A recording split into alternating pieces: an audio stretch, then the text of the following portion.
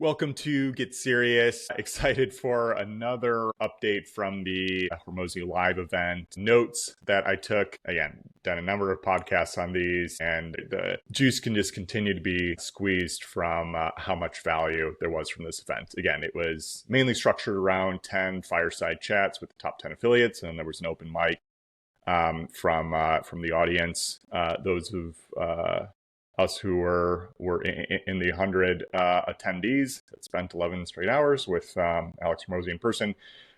Tremendous life-changing event. So jumping right into some more strategies, tactics, mindset shifts here for us small business owners.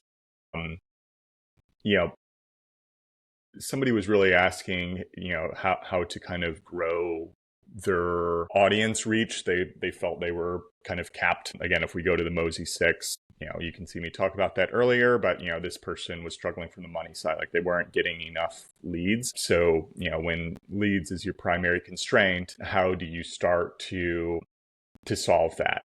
And actually, you can tackle that in a couple of different directions. First, you can consider the leads that you are getting, so you could convert them better. So you could run kind of a multi-constraint approach here, and this is the way that Alex tackled it, because it's like, okay, let's just assume you have your same audience that you're going after. So in that case, like, you could just improve the quality, probably the quantity of ads that you're doing, targeting that same audience. And let's say you were doing a whole bunch of organic or other warm outreach, etc. And you could also improve both the quantity and quality of your sales skills, either yourself or also your team. So you can kind of tackle it from that way to both bump your leads within that same audience from a quality and quantity perspective, as well as get additional conversions by tackling the sales side. And so Alex was mentioning, you can do that targeting the same audience, and you can certainly make a lot more money. For most businesses, you could get to 10 million top line just by doing that. But eventually you're going to hit that same constraint, because that same audience that you're targeting, like, eventually you're going to saturate through. Like, no matter how good your ads are, no matter how good your sales team is, there will be a point of saturation that you're going to hit with a particular audience. So once you hit that constraint again, in terms of like just doing, again, higher and better quality leads and improved sales skills, then inevitably you're going to have to go toward colder traffic. And so, in order to do that, you're just going to need to make better content in order to grow further. Like, your CAC is inevitably going to increase if you have to go after colder traffic, because ads are, it's kind of just a rule here. Like, ad costs, the bigger you get, just go up. Like, they always get more expensive. Once you get that lower hanging fruit. So, like, again, that's kind of the only avenue. So, you don't even have a chance to do warm outreach at that point. So you're pretty much, set to where you're going to have to do some organic growth through, additional content production, or, extend your ads into different audiences from a, colder traffic perspective as well. So that's kind of your only avenue to grow once you've already optimized your initial audience that you're targeting. So, like, all of this seems so simple on paper. It's just like very, very few people like actually take the steps to nail these steps and execute in the right direction. Because again, it always goes back to the more, like, what's the constraint of doing more, and like how do you tackle them in what order here? And like, kind of more clearly here too, it's like, really nail your core audience first before you expand out from that. You could do it at the same time. I mean, if you're well financed, it's going to be riskier. And if you haven't really nailed your marketing and sales efforts from your core audience, like going after colder traffic, like you're just asking for things like it's already going to be more expensive, but you're asking for even more risk to go in that direction. So food for thought there. And then this was another piece just a lot related to content production. And Alex has talked about this more recently on a couple of his videos, but he really went in and deep dove into this during one of these fireside chats, and where he uses the special acronym, but it's really only the S, the P, the C, and the L. So he says just like for content production, he's focused on demonstrating status, power, credibility, and likeness. Like that, those are those core four that are going to bring more people into your sphere to potentially buy what you have on offer. And so he talks about this more at length here. So I'll just run over some key basics. But like status is just kind of an inherent thing that you may have or somebody else may have that just imparts status on that person, for lack of a better word. So like in most cases, money is just going to add status. And the more you have, the more especially like from business owners or really anybody in a capitalist society, the more money you have, the more status you're going to have, especially when it comes to your ability to be able to purchase any scarce resource in and of itself. And money itself is a scarce resource, so it's like kind of control of that scarce resource is going to inherently give you status in various different environments. So that's an example to have the power. This is, if Alex was going to optimize for any of the four, like this is the one that he would orient to.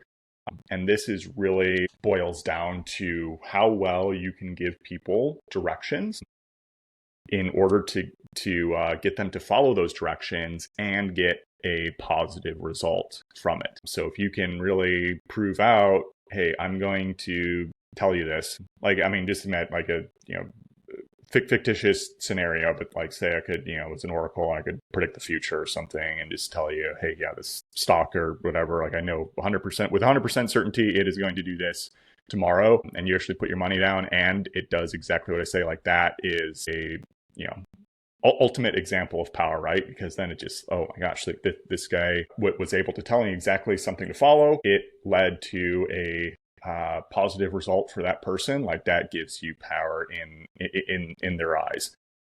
So you're always just looking, okay, what can I actually do? This is really the value add piece, right? Like the status, the credibility, likeness, like it's part of it. The power is ultimately, okay, what value are you directly adding to this person's life? And are they going to attribute it to you? So just as business people, like we're just dead set focused on this, right? And this is what I try to accomplish both within these podcasts and the newsletter as well too, is like, give these key lessons, stuff that we're learning on a day-by-day basis. And so you can apply them to your own business. And if it's something that's actually helping, it's like, you will attribute it back to something I had shared with you, even if it takes a while for that to actually come into place. I think that's why, this has grown so much more, especially the newsletter in particular, and get so much feedback just because like how focused I am on delivering as much truth as possible so that you can get better results over time within your own business and your life. And, the more I might, ask for things later, potentially we're all running businesses here, the more likely you are to believe me. So like that's all the inside track here. And then credibility is just like, okay, is there a third party like verifying the results that you as a person are getting? And sometimes that can just be like, a balance sheet here. It's like,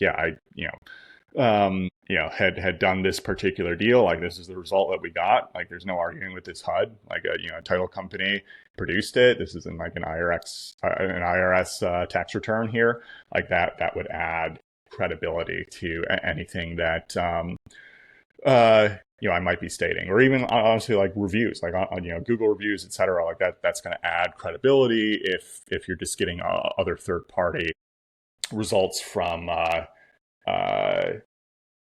you know, what you might have had on offer from like a product or service perspective, or even just from a personal level. And then likeness is just, it's a, probably the easiest to explain, but just, like how much, both do you just, look like the person, just from a physical perspective, that is delivering the message to you. And then also how much do you resonate with their personality?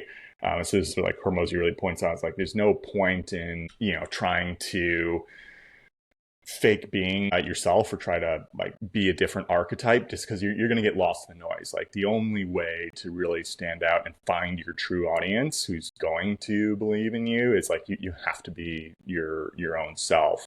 Otherwise, like it gets washed out because you're not demonstrating your uniqueness, and you're going to push some people away. Like that's like no one is going to resonate with everybody. Like that's just a fact of life here, and the risk we all play. And some people may attract more people than others, but that's just, again, name of the game here.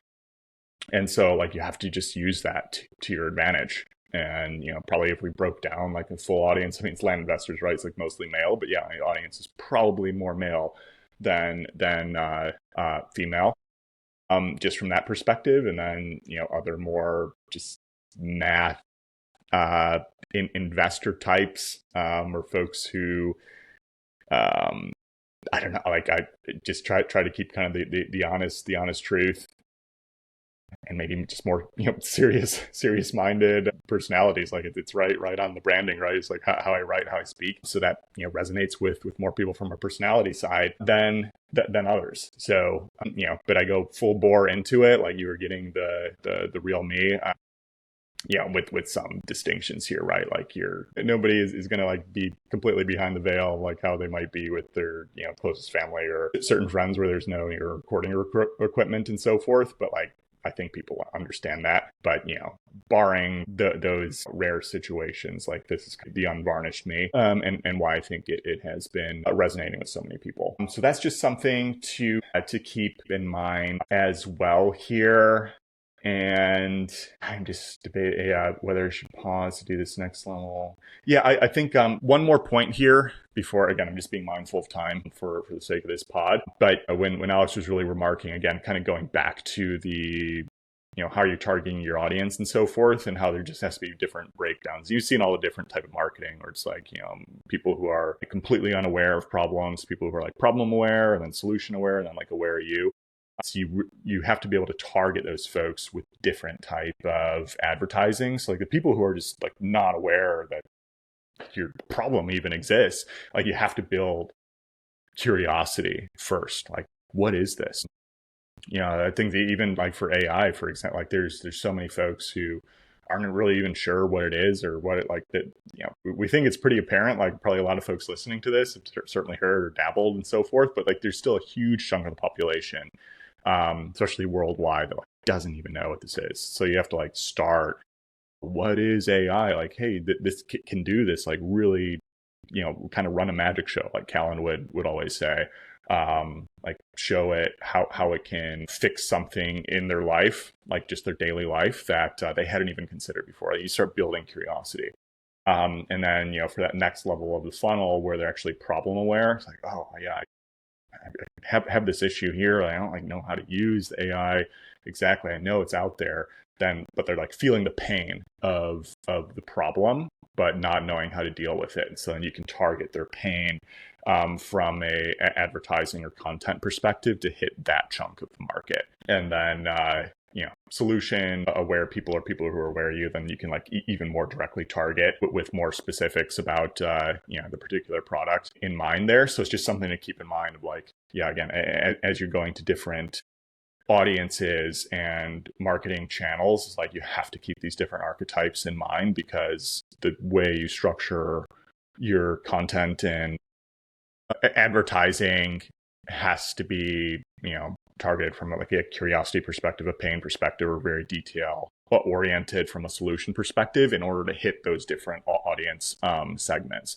And they could all be like the same audience, it's just they're different tiers within that awareness. So like, there's kind of infinite audiences and routes to market here, which is just, again, to demonstrate is like, yeah, you're probably not even doing close to enough to really saturate your true market here, is another reminder. So we'll pause there because there's another larger topic coming in after this. So yeah, hopefully you all enjoyed this one as well. Again, you use that SPCL to your advantage, status, power, credibility, likeness, and just keep marketing out, keep being real. That's the way to win here and providing value, because you can see that's the only way to build up power. So seriousland.capital for any of your funding needs, $50K minimum purchase price. Subscribe and share, everybody. Looking forward to next time. Take care now. Bye.